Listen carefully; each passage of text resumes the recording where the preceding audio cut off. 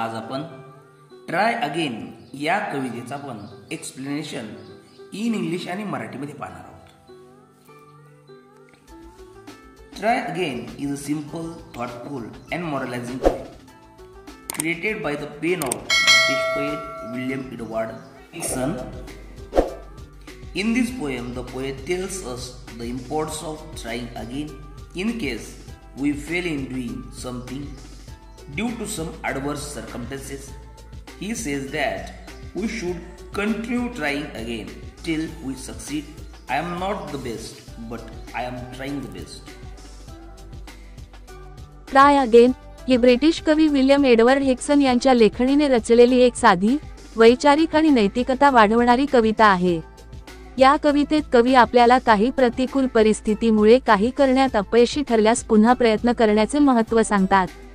तो म्हणतो की जोपर्यंत आपण यशस्वी होत नाही तोपर्यंत आपण पुन्हा प्रयत्न करत राहिले पाहिजे. मी सर्वोत्तम नाही, पण मी सर्वोत्तम प्रयत्न करत आहे. Is a lesson you should heed, try again. यामध्ये टीज हे म्हणजे इट इज चे संक्षिप्त रूप आहे. इट इज म्हणजे ते आहे. It is a lesson you should heed. ते लेसन आहे you should heed, try again. म्हणजे poet teach us a lesson. आपला कवी लेसन शिकवत आहे. ट्राय अगेन नावाचा लेसन आपल्याला शिकवत आहे. If at first you don't succeed. जर पहिल्यांदा यू डोंट सक्सीड, जर तुम्हाला अपयश आलं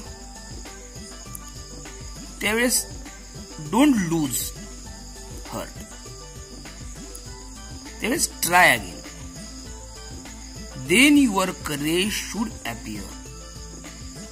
पहिल्या वेळेस अपयश आलं, त्यावेळी प्रयत्न केला, त्यानंतर then your courage should appear. त्यावेळी तुमचं धाडस समोर येईल, म्हणजे वारंवार प्रयत्न केल्यानंतर. फॉर या ठिकाणी फॉरचा अर्थ कारण. इफ यू विल परसीव, त्यावेळी तुमच्यामध्ये एक चिकाटी तयार होईल.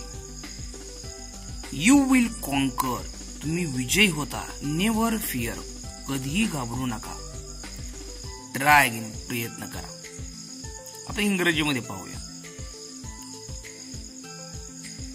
तिसऱ्या ओळीमध्ये if at first you don't succeed, try again.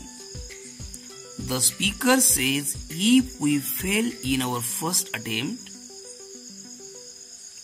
we should not get disappointed. We should try again. Then your courage should appear, because then we become courageous. For if you will pursue, you will conquer. Never fear, try again. If we persist because of this courage, we shall conquer. Second stanza. Once or twice, though you should fail, try again. Second स्टांजामधील पहिल्या आणि दुसऱ्या ओळीमध्ये असं सांगितले कवीनं, जरी एकदा किंवा दोनदा तुम्ही अपयशी व्हाल त्यावेळेस तुम्ही ट्राय अगेन. त्यावेळेस ट्राय अगेन. पुढच्या ओळीमध्ये काय सांगितले, if you would at last prevail. आणि त्यावेळेस तुम्हाला ऍट लास्ट म्हणजे सरते शेवटी किंवा अखेरीस तुम्हाला प्रभुत्व मिळेल. आणि त्यावेळेस ट्राय अगेन.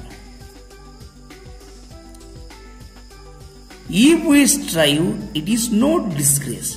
डिस्ग्रेसचा अर्थ लाजिरवाणी गोष्ट या ठिकाणी कमी घ्यायचं. वी स्ट्राइव्ह आपण ज्यावेळेस प्रयत्न करतो ते प्रयत्न करणं हे कुठल्या प्रकारचं कमीपणा नाही.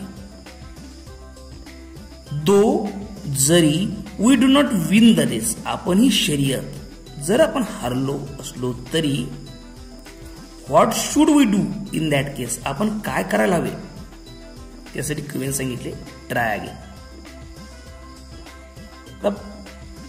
इंग्रजीमध्ये याचे सविस्तर पाहूया. Once or twice, though we should fail, try again. The speaker admits that when we try again, we may fail once or twice. If you would at last prevail, try again. However, if we keep on trying,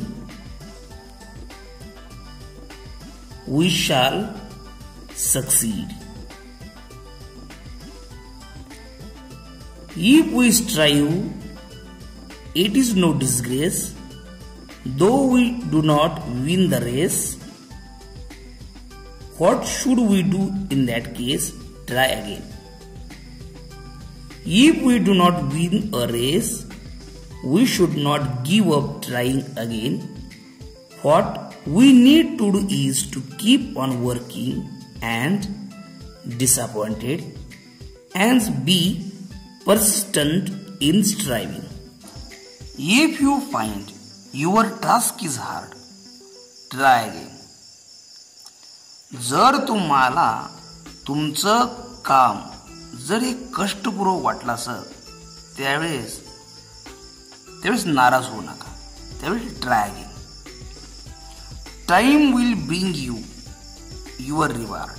try again. वेळ तुमच्यासाठी एक कष्टाचं फळ घेऊन येईल. त्यासाठी प्रयत्न करा. All that other फॉक कॅन डू. इतर जे लोक करतात त्याप्रमाणेही तुम्ही करा. व्हाय? का? With patience may not you. त्यावेळी तुम्ही करताना तुमच्याजवळ संयम पाहिजे. ओनली कीप दिस रूल. हा नियम, सहनशीलतेचा नियम इन व्ह्यू, दृष्टिक्षेपात ठेवा. त्यावेळेस ट्राय अगेन, प्रयत्न करा. आता सविस्तर पाहूया. If you find your task is hard, try again. Moreover म्हणजे अधिकाने अधिक. If we find our task difficult to complete, we should not lose heart. Time will bring you your reward. Try again. Time will bring us our fruit of labor. All that other folk can do. Why? With patience may not you. Only keep this rule in view. Try again.